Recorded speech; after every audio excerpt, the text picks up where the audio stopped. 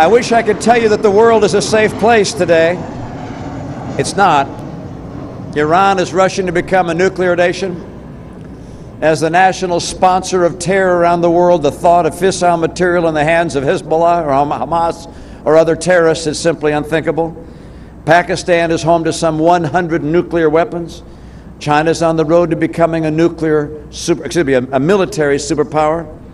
Russia is rebuilding their military and is now led by a man who believes that the Soviet Union was a great as opposed to evil empire. Chavez is campaigning for power throughout Latin America. Mexico is under siege from the cartels. In the Middle East, the Arab Spring has become an Arab winter. The world is not safe. We have two courses we could follow. One is to follow in the pathway of Europe, to shrink our military smaller and smaller to pay for our social needs. And they, of course, rely upon the strength of America, and they hope for the best.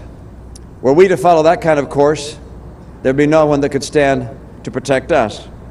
The other is to commit to preserve America as the strongest military in the world, second to none, with no comparable power anywhere in the world. We choose that course.